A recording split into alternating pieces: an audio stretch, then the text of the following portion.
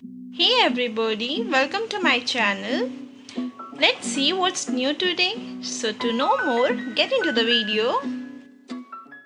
Hey everyone, welcome back to my channel. So today's our important topic is amendment of the constitution. Today we will be discussing about how the amendment is done in the constitution. As we know that constitution is already written. Okay, if in case in future we require to change some rules and regulation, okay, and already there are lots of amendment done, and in the earlier videos we have discussed some of the amendment articles, that is, if amendment is done in any of the law or any of the act, then it is denoted by the capital letter or any alphabetical letter. Okay, so like for example, if it is 41A, it means that this is amendmented act. It is amendmented act. For example, last time we have seen that fundamental duty, that is 51A, it means that it is amendment. The thing is amendment, or the thing has been changed after some of the time. It was not during the formation of the constitution, but later in the coming time they have changed. But we have to understand why there is requirement to change the constitution. Why it cannot be the same as it is formed during the 1950s. See, you should know that due to the changing nature of the society, due to the people's changing population, due to the variety of religions in the country, so to cope up with that all the things, and day by day or the year by year or decade by decade, there should be some of the renewable changes, or they should come up, the government should come up with the new changes, so that all the population or the people or the citizen, for them it should be comfortable to survive in the same country.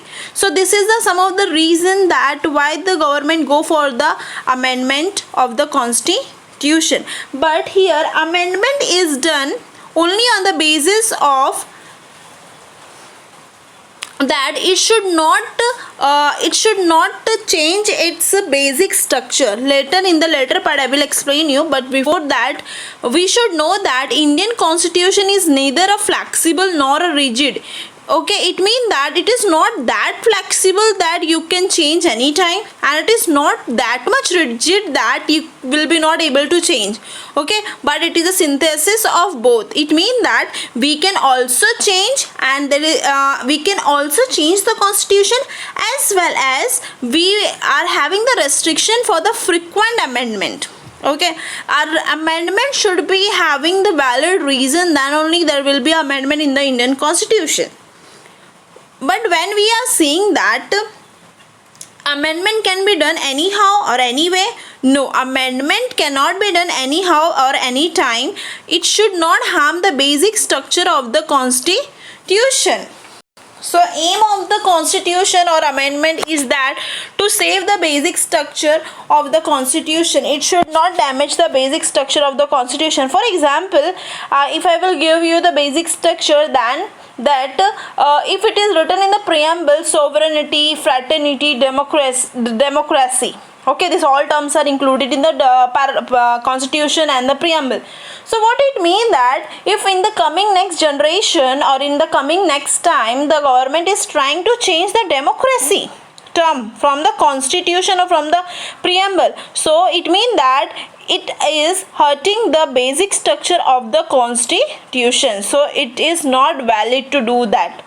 Okay, so you can change the constitution, or the government can change the constitution, but they have to keep in the mind the basic structure of the constitution. So this rule has been given by the Keswanand Bharti case in 1973. This Keswanand Bharti case says that if the government is changing the constitution or doing the amendment in the constitution, they should keep in the mind the basic structure of the constitution. And this amendment of the constitution is done by the article 368 part 20 of the constitution, deal with the power of parliament to amend the constitution and its procedure. Now we have to see that what are the procedure for the amendment. how they take the step to do this all the changes. Okay, we will see that first procedure is introduction of a bill. Okay, introduction of a bill, because bill will convert into a act. So first they will introduce the bill in the parliament, and in either house of the parliament bill can be introduced, but not in the state legislature.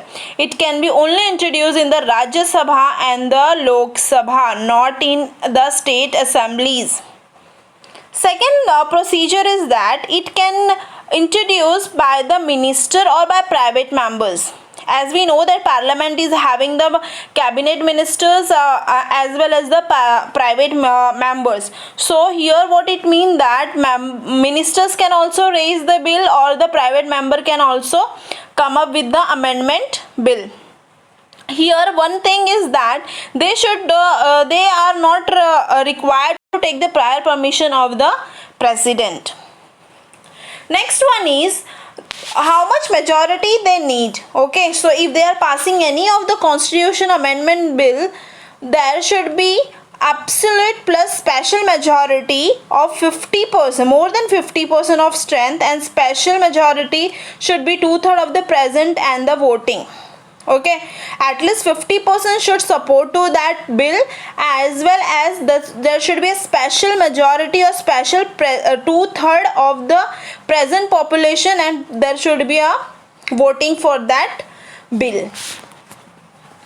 If we will see that the next procedures are, president must give his assent to the bill. He can neither hold his assent to the bill nor return the bill for reconsideration of the parliament. So here it is what, like president cannot reject the bill whatever the Rajya Sabha or the Lok Sabha is giving to the president for the final permission. So here he is not having the right to give back or for the reconsideration. At finally he has to assent that bill, and after sending that bill it becomes the finally act. But see, it's not too easy to make this act, because a lot of debate goes on, so it takes a time.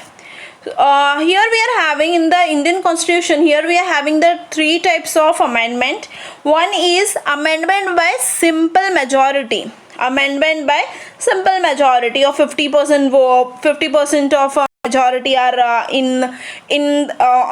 with agreeing with the bill. Okay, and 50% are not agreeing, but like 50% are there, then they will make the act. Okay, finally.